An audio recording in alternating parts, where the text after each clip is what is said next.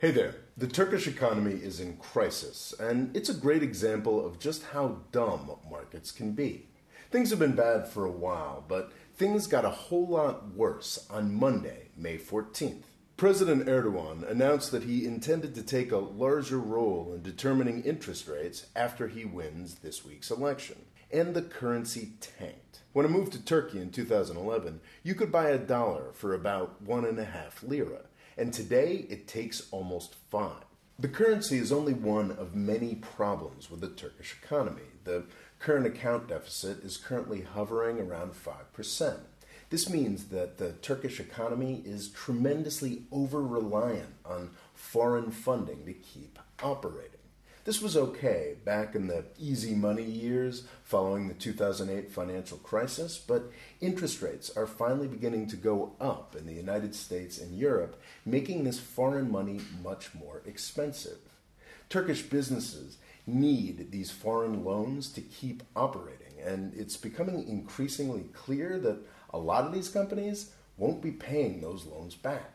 Foreign investors are also getting spooked by President Erdogan's progressively more authoritarian government and the aggressive statements he makes on everything from the currency to his partners in NATO. Making it even worse, the Turkish economy is over-reliant on massive construction projects that are largely funded by foreign money as well. Basically, the whole Turkish economy is a house of cards that may finally be about to tip over. But there's a weird thing about all of this.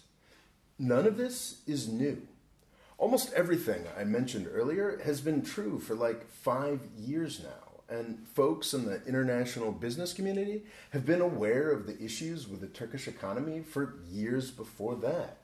Yet the Turkish economy has just kept on ticking over, occasionally even putting up some impressive growth numbers.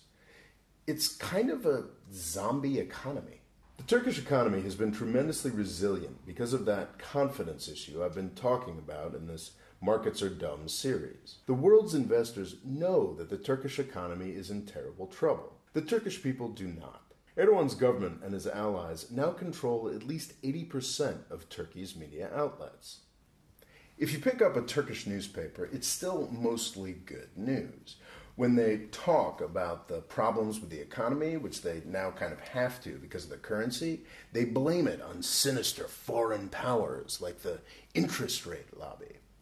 In the early days of the Erdogan government, back in the early 2000s, they actually did a pretty good job running the economy. And now that they've consolidated power, they won't let anybody talk about how badly they have screwed things up. To be sure, Turkey's business people and anybody who can read English know that there's a crisis coming, but the bulk of Turkey's people don't know that. They feel richer than they have ever been, and that's building another large problem. The average Turk has been convinced to take on an obscene amount of individual debt. Consumer debt is one of the main reasons the economy has kept ticking over. The Turkish people are confident that Erdogan will continue to deliver the goods, so they are spending money they don't have. This has helped stave off the crisis. The Turkish economy kept growing, so foreign lenders kept on lending money, even though they knew they shouldn't.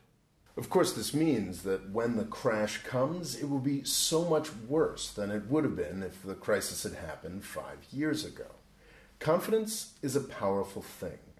The Turkish people's confidence in President Recep Tayyip Erdogan has been desperately misplaced. Thanks for watching. Please subscribe. And if you want a free essay on a completely different topic, I suggest you sign up for my email newsletter at the link here. Thanks.